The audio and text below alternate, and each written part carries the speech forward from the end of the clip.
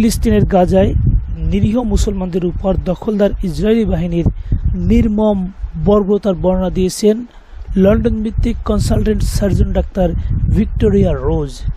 ABC নিউজকে দেওয়া এক সাক্ষাৎকারে তিনি বলেন, তিনি গাজায় চিকিৎসা দেওয়ার জন্য অনেকবারই সেখানে গিয়েছেন, তবে এবারের পরিস্থিতি সবচেয়ে ভয়াবহ। 2023 সালের 7 অক্টোবর গাজায় ইসরায়েলি বাহিনীর সাথে হামাস যোদ্ধাদের যুদ্ধ শুরু হওয়ার পর থেকে নিরীহ মুসলমানদের উপর বর্বর হত্যাযজ্ঞ চালাচ্ছে ইসরায়েলি বাহিনী। তবে ইসরায়েলি বাহিনীর এই নির্মম বর্বর হামলা চলাকালীন সময় রোজ বেশ কয়েকবার স্বেচ্ছাসেবী হিসেবে কাজ করেছেন। সবশেষ তিনি গত মে মাসে দক্ষিণ গাজার খান ইউনিসের নাসের মেডিকেল কমপ্লেক্সে অস্ত্রোপচার করেছেন। তবে রোজের মতে বিগত সময়ের চেয়ে বর্তমানে সেখানে বেশি রোগী ভর্তি হচ্ছে।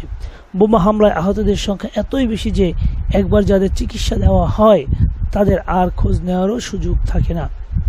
এক সপ্তাহ ধরে ইসরায়েলি বাহিনী নিরবিচ্ছিন্নভাবে বোমাবর্ষণ করায় হাসপাতালটিতে রোগীর সংখ্যা বেড়েছে আশঙ্কাজনকভাবে।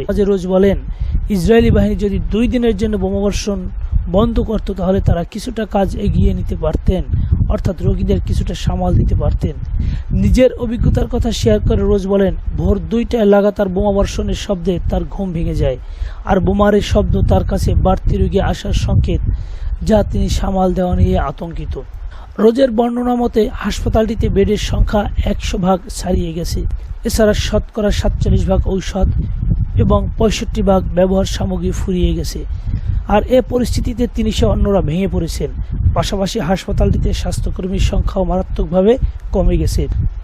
তার মতে স্থানীয় স্বাস্থ্যকর্মীদের কেউ বাড়ি ছেড়েছে কিংবা কেউ আটক হয়েছে। এর ফলে সেখানকার স্বাস্থ্যকর্মীদের মারাত্মক ঘাটতি দেখা দিয়েছে। এতে করেই হাসপাতালটিতে চিকিৎসা সেবা মারাত্মকভাবে ব্যাহত হচ্ছে। হামাস ও ইসরায়েলি বাহিনীর মধ্যে সংঘটিত হওয়া যুদ্ধক্ষেত্রে মাত্র 1 কিলোমিটারের মধ্যে এ হাসপাতালটি হওয়ায় এটি যে কোনো সময় বন্ধ হওয়ার আশঙ্কা তার। তবে এরকম কিছু ঘটলে হাসপাতালে আইসিইউতে থাকা সকল রোগী মারা যাবে বলেও শঙ্কিত তিনি।